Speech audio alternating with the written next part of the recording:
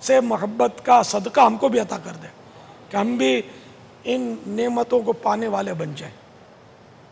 اللہ تعالیٰ ان کے گھر والوں کو، ماں باپ کو، بھائی بہنوں کو، تمام پسماندگان کو صبر جمیل اور صبر جمیل پر اجر جزیل مرحمت فرمائے۔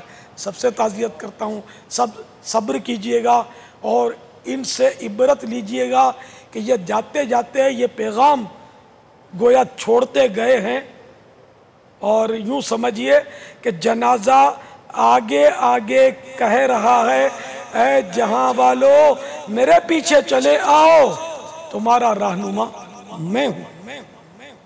تو ایک یہ بھی دنیا سے گئے، اللہ ان کی مغفرت فرمائے۔ بیچارے وہ جو تیرنے کے لیے یا نہانے کے لیے سمندر میں کودے تھے، یہ بھی گئے۔ اللہ ان سبھی مسلمانوں کو، جو بھی مسلمان اس میں دنیا سے رخصت ہوئے، ہم سب کے لیے دعائیں مغفرت کرتے ہیں، سب کی اللہ تعالیٰ بے حساب بخشش فرمائے۔ ان سب کو اللہ تعالیٰ اپنے جوار رحمت میں جگہ کرے۔ ان کے سب کے پسماندگان سے، ڈوبنے والوں کے عزیزوں سے، خاندان والوں سے میں تعزیت کرتا ہوں۔ صلو علی الحبیب صلی اللہ تعالی علی محمد۔ السلام علیکم ورحمۃ اللہ وبرکاتہ۔ وعلیکم السلام ورحمۃ اللہ وبرکاتہ۔ عبدالجبار اختاری میر صاحب سے پیارے باپا جان کی بارگاہ میں عرض ہے کہ عموماً لوگوں کو قرآن شریف میں سے بال ملتے ہیں اور ان کو وہ کہتے ہیں جی ہم کو منہ مبارک شریف ملے ہیں، تو قرآن شریف میں سے، کتابوں میں سے ملنے والے بالوں کے بارے میں منہ مبارک شریف کا اعتقاد رکھنا، ان کو مبارک شریف سمجھنا، اس کے بارے میں کچھ ارشاد فرمائیں۔ جہالت ہے یہ تو، جب سے ہوش سنبھالا نا تب سے سنتے آ رہے ہیں۔ بچپن میں خود بھی بچپن سے یا لڑکپن سے میں سنتا آ رہا ہوں کہ قرآن کریم میں منہ مبارک نکلتے اور باقاعدہ افواہیں اڑتی تھی۔ میرے بچپن میں یاد پڑتا افواہیں اڑی تھی کہ آج کل قرآن کریم میں منہ مبارک نکل رہے ہیں، بال مبارک، اور تلاش کرتے تھے۔ اب بال تو مل ہی جاتا ہے قرآن کریم میں، وہ کیسے؟ جب تلاوت کرتے ہیں تو بعض اوقات اپنا ہی سر سے گر جاتا ہے، تو وہ اس میں ہوتا ہے، تو یہ نکلا، جس کا نکلا اور اس کی تو وہ نکل پڑی، مجھے منہ مبارک مل گیا۔ اب اس کا احترام اور اس کی زیارتیں، یہ سب وہ جہالت ہے، ایسا کچھ نہیں ہے۔ قرآن کریم سے نکلا ہوا بال اگر اب تک سنبھال کے رکھا اور اس کی زیارت کروا رہے ہو تو مہربانی کر کے اس سے باز آ جائے۔ یہ منہ مبارک نہیں ہے، سرکار صلی اللہ تعالیٰ علیہ وآلہ وسلم کا بال نہیں، آپ کا خود بال ہوگا یا آپ کی امی کا بال ہوگا، تو اس کا تو پردہ ہے۔ ویسے بھی اگر یہ کسی عورت کا بال ہے تو اس کو تو نامحرم کے لیے دیکھنا بھی جائز نہیں ہے، جبکہ کنفرم ہو جائے کہ یہ عورت کا بال ہے اور کوئی دیکھے تو یہ بھی گناہ ہے، اس کو دیکھنا بھی، بال کو۔ لیکن چونکہ پتہ نہیں ہے کہ یہ عورت کا یا مرد کا، تو اس لیے دیکھنے والے پر کوئی حکم نہیں لگایا جا سکتا۔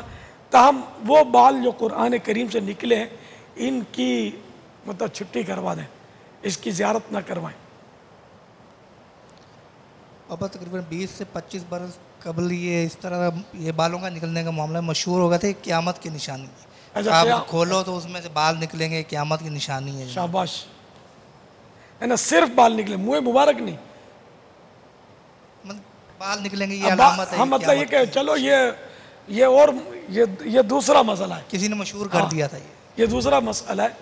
وہ منہ مبارک والا بھی خطرناک ہے، ظاہر یہ بھی خرابی ہے کہ جس بات کو شریعت نے نہیں کہا اس کو خامخواہ قیامت کی نشانی بنا دینا، کہ وہ قیامت کی نشانیاں احادیث مبارکہ میں تفصیل کے ساتھ بیان کی گئی ہیں۔ تو قرآن کریم سے بال نکلنا یہ قیامت کی نشانی کبھی علماء سے سنا ہی نہیں ہے، کتابوں میں بھی نہیں ہے، پڑھا نہیں ہے۔ تو ایسا کوئی معاملہ ہو تو فوراً علماء سے رجوع کرنا چاہیے، ان سے پوچھ لینا چاہیے کہ کیا معاملہ، تو جیسے علماء فرمائے ویسے کر لینا چاہیے۔ واللہ تعالی اعلم ورسولہ اعلم عز وجل وصلی اللہ تعالی علیہ وآلہ وسلم۔ صلو علی الحبیب صلی اللہ تعالی علی محمد۔ السلام علیکم۔ وعلیکم السلام ورحمۃ اللہ وبرکاتہ۔ میرا نام محمد کلیم ہے۔ میرا حضرت سے ایک سوال ہے کہ کمپنی والا مال لے کر آتا ہے دکاندار کے پاس، تو دکاندار اس کو نیگوشیٹ کر دیتا ہے کہ بھائی میرے پاس ابھی پیسے نہیں ہیں، جبکہ پیسے ہونے کے باوجود کہہ دیتا ہے کہ میرے پیسے نہیں ہیں، آپ آگے سے ہوائیں۔ تو اس میں آپ ذرا یہ فرما دیجئے کہ اس کا جو ٹائم ضائع کرتے ہیں ہم، یا اسے جو کہہ دیتے ہیں کہ بھائی آپ آگے سے ہوائیں، تو آیا کہ اسلامی نقطۂ نگاہ سے یہ بات صحیح ہے کہ غلط ہے؟ بھیجنے کا تو بعد میں سوال ہوگا، جھوٹ بولا اس کا کیا کہ میرے پاس پیسے نہیں ہیں آگے ہو کر آ جاؤ، تو جھوٹ بولا نا اس نے، جھوٹ بولنے کا گناہ کیا، پھر اس کو بیچارے وہ خواہ پریشان کیا۔ اگر یہ جھوٹ نہ بولتا اور صرف یہ کہتا کہ آپ تھوڑا دوسروں سے ہو کر آئیں تو پھر میں آپ کو دیتا ہوں، تو یہ ناجائز نہیں ہے، یہ گناہ نہیں ہے۔ اگر بلا وجہ بھی اس کو بھیج دیا کہ میں تھوڑی دیر کے بعد آپ کو دوں گا، تو اس پر بھی کوئی حکم تو نہیں لگے گا کہ وہ ٹھیک ہے اب وہ گنے گا یا کچھ جمع کرے گا نکالے گا ویسے، یا سستی کی اس نے وہ، لیکن یہ کہ جھوٹ بولا یہ گناہ ہے۔ جھوٹ تو بہت بولتے ہیں، پیسے دینے کی جب لینے کی باری آتی ہے تو خود دھکے کھاتے ہیں، اور جب دینے کی باری آتی ہے تو بھی دھکے کھلواتے ہیں۔ باپا لینے کے وقت جو انداز، جو لجاجت، جو منت، جو سماجت، دیتے وقت شاید اس کا 1% بھی دیتے وقت مجھے تو لگتا بالکل احسان کرتے ہیں جیسے دیتے ہیں، تو بھیک دینے والا بھی اتنا احسان نہیں جتاتا ہوگا جتنا بعض اوقات قرض چکانے والا احسان جتاتا ہوگا۔ قرض لوٹاتے وقت کیا انداز کیا ہونا چاہیے، تھوڑا یہ بھی رہنمائی فرما دیں۔ قرض تو دیکھو یہاں نہیں دیں گے تو آخرت میں بھاری پڑ جائے گا، نیکیاں دینی پڑیں گی۔ اس لیے پیارے آقا صلی اللہ تعالی علیہ وآلہ وسلم سے جو ثابت ہے کہ جتنا قرض لیا اس سے کچھ زیادہ دینا ثابت ہے، اپنی مرضی سے جو دیا یہ ثابت ہے سرکار سے۔ نعوذ باللہ اس کو سود نہیں کہا جائے گا، سود تو وہ دوسری چیز ہوتی ہے، یہ سود نہیں ہے، یہ تو اپنی مرضی سے ایک انعام ہے، تحفہ ہے جو دیا۔ تو اس طرح اپنی مرضی سے بڑھا کر کچھ دے دیا جائے تو یہ اور بھی اچھا ہے۔ اگر پہلے سے جو ہے وہ اس نے پیسے دیے نا کہ 1,00,000 روپے تمہیں دے رہا ہوں، تم اپنی خوشی سے مجھے 1,10,000 دینے ہیں، دینے آپ خوشی سے دے دو گے نا؟ ہاں میں اپنی خوشی 9 نہیں دینا، 10 پورے دینا، 1,10,000 یہ سود ہو گیا۔ تو سود بھی خوشی سے، جوا بھی تو خوشی سے کھیلتے ہیں، شراب رو رو کے تھوڑی پیتے ہیں، خوشی سے تو پیتے ہیں۔ اور کون سا گناہ ایسا جو آدمی غم کے ساتھ کرتا ہو، خوشی سے ہی کرتے ہیں۔ یعنی قرض میں باپا یہ ہوگا نا کہ جیسے 1,00,000 روپے دیا، 1,00,000 ہی واپس لینا ہے۔ اب جب دینے کی باری آئی اور پہلے سے کوئی اس طرح کا طے نہیں تھا کہ زیادہ دیا جائے گا، اب اس نے مثال کے طور پر ساتھ کوئی تحفہ دے دیا جو پہلے سے طے نہیں ہے، یہ خوشی سے جائز ہوگا؟ طے نہ ہو لیکن یہ بھی انڈرسٹوڈ بھی نہ ہو کہ کچھ نہ کچھ اوپر دے دینا، بات اپنی خوشی سے دے دینا، یہ بھی نہ ہو، اور مطالبہ بھی نہ ہو، اگر نہیں دیتا تو کچھ بھی نہ بولے۔ یہاں زیادہ کہاں یار، جو اصلی جو رقم ہے نا وہ نہیں دیتے، بلکہ اصلی رقم میں پھر بدماشوں کو بیچ میں ڈالا جاتا ہے۔ آج کل اس کے بدماش بھی مخصوص ہوتے ہیں، بعض سیاسی سرکردے ہوتے ہیں، یہ لوگ بیچ میں پڑتے ہیں، آدھا تیرا آدھا میرا کر کے ترکیبیں بنتی ہیں کہ ادھر رقم پھنس گئی ہے، اس کو نکلوانے کے لیے پھر یہ دھمکیاں، بدماشیاں، پھر وہ بیچ میں سودا ہوتا ہے، وہ اب 40%، 35%، 30%، 60% جو بھی ہوا اس سے وہ قرضہ نکلواتے ہیں، وہ 40% وہ جو قرض خواہ ہے وہ کھا گیا، اور باقی اس میں بھی یہ بدماش جو بیچ میں پڑتے ہیں حرام خور، ان کا کمیشن ہوتا ہے۔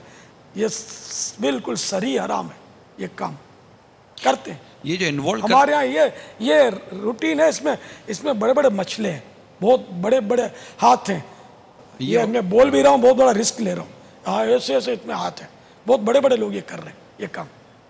اچھا، یہ جو انوالو کرتے ہیں نا پاپا، ان کو بظاہر تو یہ جتنے جن کا آپ تذکرہ کر رہے ہیں نا، یہ ان کو پیسے تو نکال کے دے دیتے ہیں، مگر یہ بہت بڑی بھول نہیں بھولا کھا رہے ہیں، کیونکہ یہ پیسے تو ان کو مل جائیں گے، مگر اتنے عرصے میں ان کی ان سے جو بات چیت اور تعلقات اور اٹھنا بیٹھنا اور چائے پانی جو ہوا ہے نا، یہ سمجھو کہ یہ مستقل انہوں نے اپنے گلے پہن لیا یہ گروپ کو. اب یہ گروپ بار بار تو اس کے پیسے کھائے گا نہیں اس کے, لیکن یہ گروپ اس کے گلے پڑ گیا. اب یہ اس سے سمجھو کہ اس کی زندگی بھر کی یہ مطلب اس کی مزدوری ہو گئی, اب دیتا رہے ان کو کہ یار وہ ضرورت پڑ گئی ہے, وہ ضرورت پڑ گئی, اب وہ مستقل ہو گیا کہ یار یہ ہے. دوسرا بات, اب مارکیٹ میں یہ ایک طرح سے کہہ سکتے ہیں کہ بعض افراد کے لیے یہ ٹرین ہے, یہ لیں گے لیں گے لیں گے لیں گے لیں گے لیں گے, جیسے ایسا پری پلان ہوتا ہے, آخر میں آ کر یہ بالکل ہاتھ جھٹک کے بیٹھ جائیں گے, مارکیٹ میں بیٹھیں گے, ہاتھ جھٹک کے بیٹھ جائیں گے کہ پیسے گئے, تھوڑا عرصے کے لیے بھاگ جائیں گے, پھر واپس آئیں گے, واپس آ کے بولیں گے ٹھیک ہے فیصلہ کراؤ. اب فیصلہ ہوگا, اس میں مارکیٹ کے لوگ بیٹھتے ہیں, بیپاری لوگ بیٹھتے ہیں, مارکیٹ لوگ بیٹھتے ہیں, پھر فیصلہ کراتے ہیں. اور فیصلے میں یہ ہوتا ہے کہ 4 آنے میں فیصلہ ہوا, 8 آنے میں فیصلہ ہوا, مطلب 25% دے گا, 10% دے گا, باقی گیا. تو اب یہ کہ جس کے مطلب کہ 50 لاکھ جا رہے تھے اس کو ملنے کا 1 روپیہ نہیں تھا, تو 2, 4, 5 لاکھ پر بھی ڈن کر لیتا کہ چلو یار وہ کچھ تو ہاتھ آیا. یہ بھی میں نہیں کہتا کہ سارے ایسے ہوں گے, لیکن یہ بھی ایک چلتا ہے. تو یہ بھی اگر کوئی جان بوجھ کر اگر اسی طرح کاروبار لے کر چلا ہے کہ میں آخر میں آ کر باقی سب کھا جاؤں گا, اور پھر اچھا پھر وہ عزت کے ساتھ مارکیٹ میں بیٹھتا بھی ہے کہ میں آیا ہوں, میں بھاگا گا ہوں, میں آیا ہوں, فیصلہ ہوا ہے, اور بالکل فیصلہ ہونے کے بعد میں نے اپنے پیسے واپس کیے ہیں. چور وور سمجھا گیا میرے کو, ڈاکو واکو سمجھا ہے, بڑی عزت و شان و شوقت کے ساتھ یہ بیٹھ کر پھر سے کام کرے گا, اور لوگ بھی اس کو اپریشیٹ کرتے ہیں. اگر ایسا شخص پری پلان کر کے آیا ہے, یعنی اس کا منصوبہ تھا, تو ابا یہ لوگوں کا پیسہ کھانا نہیں ہے, یہ حرام خور تو ہے ہی ہے. اور اگر منصوبہ نہیں تھا اور یہ جیسے ڈوب گیا, دیوالیہ ہو گیا, تب بھی جس نے ادھار دیا اس کا کیا قصور, وہ تو 100% اپنا حق باقی رکھے گا. اب آدھے میں یا چوتھائی میں یا پون میں جو بھی کسی نے فیصلہ کروا دیا, ان کو کسی کو حق نہیں پہنچتا کہ اس کا 1 روپیہ بھی کم کروائیں, یا آخرت میں سب پھنسیں گے. اور جس نے یہ جو بھی ہے وہ بھلے دیوالیہ نکل گیا, یہ یعنی کہ اس کو دینا تو پڑے گا. یہ 50% میں بھلے فیصلہ ہو گیا, دینا تو 100% ہی پڑے گا. یہ کھڑا ہے پیسہ ہے بابا, بالکل کھڑا ہے. یہ قیامت کے دن نہیں کیا دے گا, پیسے نہیں دے گا, تو یہ طے ہے. اب دیکھو کوئی اسلامی عدالت اور قاضی فریقین کو راضی کرے, صلح کروائے, وہ ایک الگ میٹر. یہاں تو یہ بدماش لوگ جن کو کلمہ پڑھنا آتا نہیں ہے, یہ فیصلے کرواتے ہیں. یہ تاجر سود خور بیٹھ کر فیصلے کرواتے ہیں. ان کو کس نے اسلام کی لگام دے دی, یہ فیصلے کروانے بیٹھے. ان کو کیا پتا فیصلے کی تعریف کیا ہے, واٹ از فیصلہ, یہ کیا ہوتا ہے فیصلہ. مارکیٹ میں تو یہ لوگ بیٹھے ہوئے نا بابا, مارکیٹ والے چور چپاٹیے ہوتے ہیں, یہ کوئی اچھے لوگ تھوڑی ہوتے ہیں جو اس طرح کے فیصلے کرواتے ہیں. یہ بڑے نا لیڈر ہوتے تو کیا ہوا یار, ان سے تو گیدڑ اچھا یار, کہ وہ مطلب اس طرح بندوں کے حقوق تو نہیں کھاتا یار. یہ مطلب مل جل کر اس میں اس طرح کے لوگ بھی ہوتے ہیں کہ جو اغوا برائے تاوان میں بھی ان لوگوں کے ہاتھ ہوتے ہیں. ان تاجروں کے بعض اوقات جو دھمکی ملتی ہے کہ اتنی رقم فلاں جگہ پہنچا دو, اس میں یہ ملے ہوئے ہوتے ہیں, بیچ میں یہ فیصلے کرواتے ہیں. یہ لوگ ان کے بہت لمبے ہاتھ ہوتے ہیں, اور یہ ان کے اوپر لیبل تاجر, معزز تاجر. یہ تو مرنے کے بعد پتہ چلے گا کہ معزز تاجر کس کو بولتے ہیں, بھٹے پڑیں گے نا قبر میں, بلکہ نزاع کے وقت ہی ان کو ان کی اصلیت پتہ چل جائے گی کہ ہم کس کے ہتھے چڑھے تھے. اللہ معاف فرمائے, توبہ کی سعادت بخشے. یار میں ہر فرد کو نہیں کہتا, لیکن جو یہ حرام خوریاں کرتے ہیں, بیچ میں حرام خوریاں کرواتے ہیں, اسلام کے خلاف یہ فیصلے کرواتے ہیں کہ اتنے پہ ڈن اتنے پر ڈن, یہ سب مطلب یعنی کہ میں ان کو کہہ رہا ہوں اور ڈنکے کی چوٹ کہہ رہا ہوں, غلط کو غلط کہہ رہا ہوں. میں رات کو رات کہہ رہا ہوں, دن کو رات نہیں کہہ رہا. میں اندھیرے کو اندھیرا کہہ رہا ہوں, اندھیرے کو میں اجالا کہہ ہی نہیں سکوں گا. جو حکم شریعت ہے وہ میرے لیے بھی ہے, ان لوگوں کے لیے بھی ہے, اور جو مسلمان ہیں میں ان کو کہہ رہا ہوں, اپنوں کو سمجھا رہا ہوں. ایسا مت کرو یار, کاہے کو ایسے غلط فیصلے کرواتے ہو یار. نہیں تو کیا اس طرح کے فیصلوں میں بھی کسی مفتی کو انوالو کریں گے؟ یہ انڈرسٹوڈ ہے, علماء جو فیصلہ کریں وہی مانا جائے گا. یہ بیچارے مطلب ان کو آتا کیا ہے, مارکیٹ کی باتیں, کاروبار کی باتیں, لین دین کی باتیں مفتی سے فیصلہ کرائیں گے ہم. فاروق اعظم رضی اللہ تعالیٰ عنہ کا ارشاد ترمذی شریف میں غالباً کہ ہمارے بازار میں صرف وہی آئے جو دین کے معاملے میں پورا فقیہ ہو. تو یہ جاہلوں کا بازار ہے کیا؟ ان کو بیچاروں کو پتہ کیا ہوتا ہے کہ تجارت کس کو بولتے ہیں، تجارت کس طرح کی جاتی ہے، یہ تھوڑی ان کو معلوم ہوتا ہے. خالی مطلب پیٹ نکالے ہوتے ہیں گدیلوں پر بیٹھ کر حرام کھا کر مطلب، اور یہ فیصلے کرواتے ہیں. کیوں یار اپنی آخرت کو داؤ پہ لگاتے ہو؟ سیدھے آ جاؤ نا مسجد میں، اللہ اللہ کرو یار، حلال کھاؤ حلال کھلاؤ، حرام مت کھاؤ. اور اس طرح کے فیصلے کروا کر کیوں اپنی آخرت خراب کرتے ہو؟ یعنی جو بھی، یعنی کہ 99% پر بھی اگر یہ فیصلہ کرواتے ہیں تو کیا 1% کو یار وہ شوق سے چھوڑے گا کہ چلو بھئی 1 کروڑ ڈوب رہے تھے 99 لاکھ پر فیصلہ ہو گیا؟ 1 لاکھ پہ اس کا دل نہیں جلے گا یار. 1 لاکھ بولتے کس کو ہے؟ دل تو اس کا 100% ہی جلے گا. تو یہ کیسے مطلب فیصلہ کیسا ہے؟ یہ ظلمی فیصلہ ہے، ظالمانہ فیصلہ ہے. تو علماء جو کریں نا، علماء اگر سمجھانے میں کامیاب ہوتے ہیں کہ یہ واقعی دکھیارا ہے، پورے 1 کروڑ یار معاف کروا دو، یہ فیصلہ نہیں ہوگا، یہ علماء کا مشورہ ہوگا، اور یہ مان لیتا ہے تو ٹھیک ہے، دیٹس آل. یہ معاف کر دیتا ہے تو معاف ہو جائے گا 1 کروڑ روپیہ. مگر علماء بھی یہ فیصلہ نہیں ہے، یہ مشورہ ہے. میرے آقا اعلی حضرت رحمت اللہ تعالی علیہ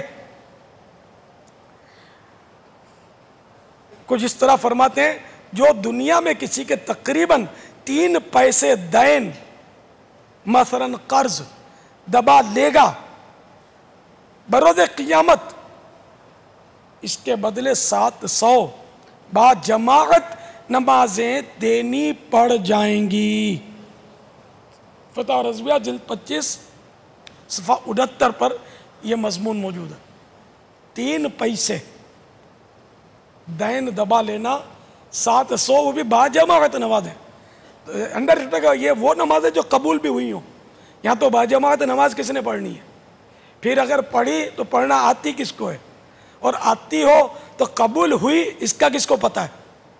تو 3 پیسوں مطلب 700 با جماعت نمازیں مقبول، انڈرسٹوڈ ہے کہ مقبول نمازیں کہاں سے لائیں گے؟ نتیجہ کیا ہوگا؟ اگر نیکیاں نہیں ہیں، نمازیں نہیں ہیں، تو اس کے گناہ متھے تھوپے جائیں گے، وہ جہنم میں ڈالا جائے گا. کوئی سیاسی پارٹی نہیں بچا سکے گی، کوئی سیاسی لیڈر نہیں بچا سکے گا، کوئی گورنمنٹ نہیں بچا سکے گا، کوئی وزیر نہیں بچا سکے گا، کوئی بھی نہیں بچا سکے گا اللہ کے قہر و غضب سے. ایسوں کو بپا کس طرح آپ مطلب کہ مدنی پھول عطا فرمائیں گے کہ اس طرح کے بھی معاملات میں یہ علماء سے، مفتیان کرام سے رابطہ کریں، ان کے ساتھ بیٹھیں اور ان کے ساتھ بیٹھ کر ان سے مشورہ کر ان سے مطلب کہ رائے لے کر کوئی فیصلہ کریں؟ کیونکہ بعض اوقات آپ کے علم ہے بپا کہ ہم ان کو یہ عرض کرتے ہیں کہ آپ کاروبار کے لیے شرعی رہنمائی لیں تو ان کے پاس ٹائم نہیں ہے. تو جو اس طرح کے فراڈ میں یا ڈوب جانے کی صورت میں اس طرح کی چیزیں آتی تو یہ ڈرتے ہیں کہ یار یہ فیصلہ مطلب یوں ہو جائے گا، یوں ہو جائے گا، یوں ہو جائے گا مارکیٹ کے اندر. تو عموماً ایسا طبقہ علماء کی طرف، مفتیان کرام کی طرف بڑھتا نہیں ہے. وراثت کا مسئلہ ہو تب بھی کئی گھروں میں بیٹھ کر اور بڑوں کو اس طرح کے لوگوں کو انوالو کر لیا جاتا ہے. بہت سارے ایسے میٹر ایسے ہوتے ہیں جس میں علماء کو رابطے میں نہیں لیا، جس کو یہ انگلش میں بولتے ہیں علماء کو آن بورڈ نہیں کیا جاتا. اگر علماء کو یہ لیں، اپنے ساتھ ملائیں، ان کے سامنے سچویشن رکھیں، تو آپ کو نہیں لگتا پاپا کہ فیصلے بہت اچھے اور خوبصورت انداز سے ہو؟ چاہے طلاق کا مسئلہ ہو، اس طرح کے جو بھی قرضے اور یہ ڈوبنے یا نہ ڈوبنے کے حقوق العباد سے متعلق خاص طور پر آپ جو اس وقت توجہ دلا رہے ہیں، تو علماء کو یہ قریب کریں اپنے. اس کے لیے کیسے ان کو سمجھایا جائے؟ بات بہت بڑے بڑے ہوتے ہیں، ان سے بات نہیں کی جا سکتی. ہو سکتا ہے ہم آپ کا یہ 2-5 جملے یا اس طرح کے کچھ مدنی پھول ہم ان کو بھیجیں، کو ان کو ہم مدنی گلدستہ کر کے بھیج دیں گے، یار یہ دیکھو یار اس طرح کرو یار. وہ نا قرآن کریم میں حکم ہے فَاسْأَلُوا أَهْلَ الذِّكْرِ إِن كُنتُمْ لَا تَعْلَمُونَ. تو تم نہیں جانتے تو جاننے والوں سے پوچھو. یہاں جاننے والوں سے مراد علماء ہیں کہ علماء سے پوچھو. تو شرعی مسئلہ اپنی اٹکل سے بتانا یہ حرام. پھر یہ کہ ایک عوام کا شرعی مسائل بیان کرنا یہ ایک بہت بڑا مسئلے کا مسئلہ ہے کہ اپنی قیاس سے، اپنی عقل سے شریعت کے معاملے میں مداخلت کرنا. اس کی حدیثوں میں کافی وعیدیں آئی ہوئی. میں بابا بیچ میں آ کر آپ سے معذرت چاہوں گا. اس کو شرعی مسئلہ سمجھنا یہ سب سے پہلا ایک مسئلہ ہے. یعنی اگر ہم اس طرح کے کسی بھی تجارتی یا اس طرح کے لوگوں سے بات کریں، یار کاروبار کا مسئلہ ہے، کوئی نماز کا مسئلہ ہو، زکوٰۃ کا مسئلہ ہو، کوئی اس طرح کا حج کا مسئلہ ہے تو ٹھیک ہے. اب یار تجارت کا مسئلہ ہے، مارکیٹ کا مسئلہ ہے، مارکیٹ ٹرینڈ کا مسئلہ ہے، یہ ہم تاجر لوگ، ان کو اس بات کو بابا باور کروانا کہ یار یہ جو آپ کر رہے ہو نا یہ بھی شرعی احکام کے تحت ہی ہو سکتا ہے، یہ ان کے ذہن میں ڈالنا بہت ضروری ہے. جو اپنے آپ کو مسلمان کہتا ہے تو اس کا ہر معاملہ یہ شریعت کے دائرے میں ہی ہونا ہے. تجارت ہو یا نوکری ہو، نوکر بننا ہو یا نوکر رکھنا ہو، دکان ڈالنی ہو یا ہول سیل کا کاروبار کرنا ہو، عمارت بنانی ہو یا ایک جھگی بنانی ہو، اس کو ہر کام میں یہ پابند ہے. یہ شریعت کا، یہ اسلام کا پابند ہے. تجارت کو اسلام سے مائنس کیسے کیا جائے گا؟ آپ نے مزید وسعت کیا بابا. یعنی ایک بلڈر بلڈنگ بنا رہا ہے، تعمیرات کر رہا ہے، پلاٹ لے رہا ہے اور اس میں اس کو کنسیشن کرنی ہے، تو اس میں یہ کانٹریکٹر اور آرکیٹ جو ڈیزائنر ہیں سب کو کے ساتھ ساتھ مطلب یہ کسی مفتی سے اور کسی عالم سے بھی مشورہ کر رہی ہے. ظاہر ہے کہ مطلب شریعت کے مطابق ان کو کرنا ہے، شریعت کے مطابق کرنا ہے. اور شریعت کے مطابق اسی وقت یہ کر پائیں گے جب خود علم ہوگا. یا علم نہیں ہے، یعنی علم دین نہیں ہے تو علماء سے مشورہ کریں. اس کے بغیر یہ کیسے مطلب وہ کرے گا؟ یہ جو مطلب ہے کہ اپنے طور پر یہ کرے گا تو اس میں تو بھولیں کر رہے ہیں. اب پلاٹ لینا ہے تو آپ کو پتہ ہے پلاٹ میں بارہا ایسا ہوتا ہے کہ یتیموں کا حق اس میں ہوتا ہے. اچھا، بارہا ایسا ہوتا ہے کہ وہ پلاٹ سیدھا سیدھا قبضے کا ہوتا ہے اور دوسروں کا غاصبانہ قبضہ ہوتا ہے. قبضہ گروپ کہلاتے ہیں، ان سے لوگ پلاٹ خریدتے ہیں. ارے یہ اتنا نہیں سوچتے کہ قبضہ گروپ سے جو ہم پلاٹ خرید رہے ہیں، یہ پلاٹ خریدنا کیسا؟ ایک صورت تو یہ ہوتی ہے کہ پلاٹ اپنا ہوتا ہے، اپنا زرخرید پلاٹ ہوتا ہے اور قبضہ گروپ اس پہ قبضہ جمع لیتا ہے. اب ان کو یہ ہٹتا نہیں ہے، ان کو ان سے پیسے دے کر چھڑانا پڑتا ہے. تو یہاں اگر یہ پیسوں کے بغیر نہیں ہٹتا اور ان کو پیسے دینے پڑ رہے ہیں تو یہ پیسے دینا جو ہے نا یہ ان کا جائز ہو گیا، کیونکہ یہ تو ہے تو پلاٹ تو ان کا ہے نا، یہ تو قبضہ چھڑا رہے ہیں اپنا ان سے. اور یہ جو قبضہ گروپ ہے ان کے حق میں یہ پیسہ جو آیا یہ رشوت ہے، جو کہ قطعی حرام اور جہنم میں لے جانے والا کام ہے. اور یہ اس پر ان کا قبضہ ہوگا نہیں، یہ ان کو واپس ہی لوٹانا پڑے گا جس سے لیا ہے. یا یہ مر گئے تو ان کی اولاد کو، وارثوں کو دے. نہ یہ ملے نہ وارث ملے، کوئی مل ہی نہیں رہا، کہاں ہے کیا کچھ پتہ نہیں، تو فقیر شرعی کو دے، تب اس کی جان چھوٹے گی. اور توبہ تو ہر صورت میں کرنی ہے ان کو. یہ پیسے بھی ان کے ملک نہیں بنیں گے، یہ دینے ہی پڑیں گے. تو یہ قبضہ گروپ سے لینا تو وہ تو اب اس میں اپنے ضمیر سے پوچھے کہ یار یہ کس کا دل جلا کر ان لوگوں نے قبضہ کیا ہوگا، اب میں خرید رہا ہوں اس سے. کسی یتیم کا ہوگا، کسی بیوہ کا ہوگا، کس بیچارے شخص، ٹھیک ہے اربوں پتی آدمی کا یہ پلاٹ ہو، تب بھی کوئی قبضہ گروپ والوں سے خریدنا جائز تھوڑی ہو جائے. ڈھونڈتے ہیں باپا، ایسے پلاٹ ڈھونڈے جاتے ہیں. ہاں سستے مل جاتے ہیں. ہاں سستے مل جاتے ہیں. ان کا جنہوں نے قبضہ کیا ان کا روپیہ گیا نہیں. ہاں ان کا روپیہ گیا ہوتا ہے بابا. ان کے بھی جن اداروں سے انہوں نے ترکیبیں بنا کر جو قبضہ کیا ہوتا ہے، جو کہ پیچھے آنکھ کے آڑے کان کرتے ہیں، ان کو انہوں نے پیسے کھلائے ہوئے ہوتے ہوں گے اور پھر یہ اس طرح کر کے بیچ دیتے ہیں، فائلے وائلے بنا کر. درست فرما رہے ہیں. یہ بھی ایک بہت بڑا گروپ جیسے کہ لگتا ہے مافیا، بہت بڑا مافیا ہے یہ خریدنے والے بیچارے بس ظاہر ہے کہ وہ من کو منا لیتے ہیں، یار اپنے تو پیسے لے کر لے رہے ہیں. پاپا سمجھتے بابا کوئی بھی ناک سے نہیں کھاتا. تب یہ مطلب بالکل پیچھے ان کے وہ ہوتے ہیں کہ یہ پتہ ہے کہ اس کے ساتھ والا پلاٹ 50 لاکھ روپے کا ہے، یہ 15 لاکھ کا مجھے مل رہا ہے تو 15 لاکھ ایسے ہی مل رہا ہے یار. مگر یہ خریدنے والے بھی عام طور پہ یہ اچھے لوگ نہیں ہوتے. اس طرح کا جو کریے یہ تو اچھے تھے تو برے بن ہی گئے کہ انہوں نے یہ کسی کے قبضے کا، کسی کا ناجائز کیا ہوا قبضہ انہوں نے خریدا. یہ ان کو ہضم تو ہونا نہیں ہے. یہ تو مرنے کے بعد پتہ چلے گا، ابھی تو بلڈنگ کھڑی ہو جائے گی، مرے گا تو پتہ چلے گا کہ ہائے اب کیا ہوگا. ٹھیک ہے نا.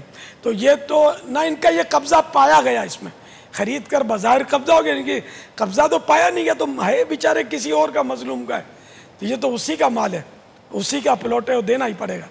تو اب یہ یوں پاورفل ہوتے ہیں یہ لوگ, اور بہت برے لوگ ہوتے ہیں. یہ شریف آدمی کبھی بھی نہیں خریدے گا. یہ بلڈر باز ہوتے ہیں جو بہت پاورفل ہوتے ہیں, یعنی مافیا کا ہی جز ہوتے ہیں یہ. ان کا بھی ایک وہ رڑ بولتا ہے, رڑ ہوتا ہے. یہ لوگ پھر رشوتیں کھلا کر کاغذات بھی بنوا لیتے ہیں, سب کچھ یہ کر لیتے ہیں. اور یہ یعنی کہ سمجھو کہ کوئلے کو دھو کر سفید کر لیتے ہیں. حالانکہ کوئلہ دھل کر سفید ہوتا نہیں ہے, اور نجاست جو عین نجاست ہے, فضلہ جو ہے وہ دھو کر پاک ہوتا نہیں ہے, اس کو یہ اپنے زوم فاسد میں اس کو پاک کر لیتے ہیں, اس کے کاغذات بنوا لیتے ہیں. یہاں سب ہوتا ہے. تو اس طرح یہ بہت برے بندے ہیں, اور ان کی آخرت میں بہت مطلب یعنی کہ خواری اور ذلت ہے. اللہ کرے توبہ نصیب ہو جائے اور سچی توبہ کریں. توبہ کے ساتھ ساتھ تلافی ضروری ہے. جن کے اس طرح کے پلاٹ بھلے انہوں نے کاغذات بنوا لیے, یہ پلاٹ پھر بھی اسی کو دینا پڑے گا, بھلے عمارت کھڑی ہو گئی. جو بھی آپس میں کمپرومائز کر لیں گے یا اس کو راضی کریں کہ یہ پلاٹ بیچ دے آپ کو اپنا, اور اب یہ جو بھی شریعت کے مطابق آپس میں سودا ہو جائے, ورنہ یہ بلڈنگ توڑ کر بھی یہ پلاٹ تو اس کو دینا پڑے گا. اس کا بلڈنگ بنائی تم نے غلط کیا ہے, بھلے اربوں روپے کی بلڈنگ ہو, غلط بنائی. بھائی بہت بڑے سیٹھ کا واقعہ میں نے پڑھا. اس کے ہاتھ کی تکلیف نہیں جا رہی تھی, اس نے روحانی علاج کروانا شروع کیا. ڈاکٹروں سے تو تھک گئے, بہت پیسہ خرچ کیا, روحانی علاج کروایا. پھر ایسی جگہ گیا کہ جہاں پر فرق پڑ جاتا تھا. اب اس کو وہ جو بھی روحانی علاج اس کا ہوا تو وہ کرا کے بھیجا, دم وغیرہ کر کے جو کچھ کرنا تھا. تھوڑے دنوں کا وہ سیٹ واپس آیا. حضرت درد کم نہیں ہو رہا, بازو میں اس کے درد تھا. اس نے مزید کچھ روحانی علاج کیا, پھر بھی فرق نہیں پڑا. وہ تیسری مرتبہ آیا, وہ تو درد بڑھ رہا ہے, کچھ کیجئے. اس کو بھی تشویش ہونے لگی نا کہ یار کر رہا ہوں, دم کر رہا ہوں, سب کچھ کر رہا ہوں, فرق کیوں نہیں پڑ رہا. اس نے پھر اس کو کچھ کرا کر بھیجا. وہ چوتھی مرتبہ جب آیا تو وہ جو روحانی علاج کرنے والا تھا اس کو بڑی تشویش ہوئی. اس نے کہا دیکھیں میں نے اپنے طور پر پورا علاج کرنے کی کوشش کی, میرا مشورہ یہ کہ آپ تھوڑا ماضی میں جھانکیں. کوئی ایسا تو نہیں کہیں آپ سے کوئی ظلم و زیادتی ہو گئی ہو, کوئی ایسا ہو گیا ہو, اور ایسا بعض اوقات ہو جاتا ہے. تو اس کو خراب لگ گیا سیٹ کو, اور وہ جی بہت مہربانی آپ کی کر کے وہ منہ چڑھا کر چلا گیا. وہ بھی بیچارہ وہ منہ چھوٹا کر کے بیٹھ گیا کہ لگتا ہے میری نصیحت اس کو سمجھ میں نہیں آیا. تھوڑے عرصے کے بعد راستے میں اس سیٹ سے اس کی ملاقات ہو گئی. تو وہ بڑا اشاش بشاش تھا سیٹ, اس کا ہاتھ بھی صحیح ہو گیا تھا. تو سلام دعا ہوئی, کہا کہ خیریت تو ہیں, آپ کافی مطمئن نظر آ رہے ہیں. بولا بس وہ آپ کا مشورہ کام آ گیا. بھائی کیا؟ بولا وہ آپ نے مجھے کہا تھا نا کہ آپ ماضی میں جھانکو. تو میں گیا ماضی میں, جھانکتا رہا. پھر مجھے میری زندگی ایک واقعہ آیا کہ میں نے اپنا جہاں بنگلہ تیار کروایا تو اس بنگلے کے ساتھ ایک پلاٹ تھا جو اگر میرے بنگلے میں آ جاتا تو اس کی ترکیب اچھی بن جاتی. وہ پلاٹ تھا ایک عورت کا, اس کے چھوٹے بچے تھے, وہ بیوہ تھی. میں نے کافی کوشش کی کہ اس سے لے لوں, پیسے دیے. اس نے کہا کہ میں بیچ کے کیا کروں گی, کل یہ بچے بڑے ہو جائیں گے تو ان کو یہ کام آتا رہے گا, یوں کر کے. وہ مانی نہیں. تو میرے اثر و سکھ تو تھے. میں نے اس کی کوئی ترکیب بنائی اور کچھ ملایا, لوگوں کو پیپر وغیرہ بنایا, اور میں نے اس کو اپنے پلاٹ میں لے لیا. اور میرے مزدوروں نے کام شروع کر دیا. یہ آتی, چلاتی, چیختی, مزدوروں کو بولتی, مزدور اس پر ہنستے, یہ کچھ ہاتھ ہلاتی رہتی, کچھ بولتی چلی جاتی اور چلی جاتی. میرا گھر بن گیا لیکن میرے ہاتھ کا درد نہیں جا رہا. اب میں نے اس عورت کو ڈھونڈنا شروع کیا, وہ عورت مجھے نہ ملے. معلوم کر کے کسی طرح سے میرا رابطہ ہوا. اس کے سامنے میں نے واقعہ رکھا. اس نے کہا کہ ہاں میں نے تجھے بد دعا دی تھی, تو نے ہمارا مال کھایا. اب میں اس کو خوش کر رہا تھا کہ یہ لے لو, وہ لے لو.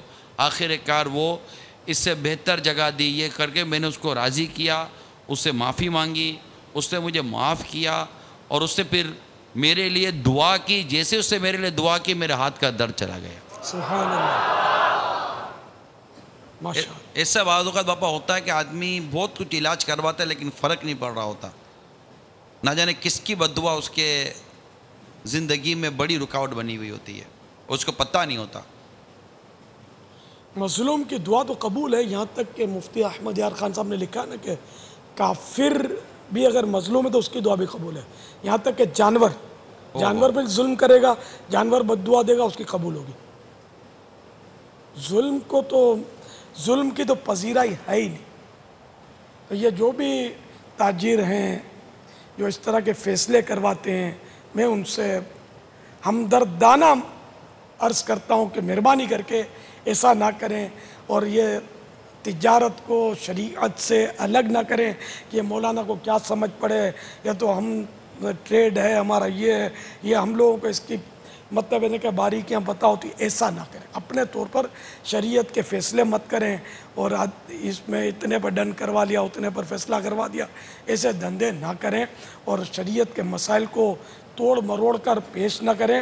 میرے آقا اعلیٰ حضرت امام اہل سنت مجدد دین و ملت مولانا شاہ امام احمد رضا خان علیہ رحمت الرحمن فتح و رضویہ شریف میں بیان فرماتے ہیں،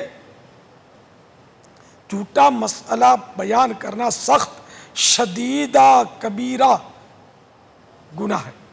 اگر قصدن یعنی جان بوجھ کر ہے تو شریعت پر افتراء یعنی تہمت ہے، اور شریعت پر افتراء اللہ عز و جل پر افتراء یعنی تہمت ہے. اور اللہ عز و جل فرماتا ہے ان الذین یفترون علی اللہ الکذب لا یفلحون. ترجمہ کنزول ایمان، بے شک جو اللہ پر جھوٹ باندھتے ہیں ان کا بھلا نہ ہوگا. اور اگر بے علمی سے ہے، یعنی بے علمی سے غلط مسئلہ بیان کیا تو جاہل پر سخت حرام ہے کہ فتویٰ دے. حدیث میں ہے نبی صلی اللہ تعالی علیہ وآلہ وسلم فرماتے ہیں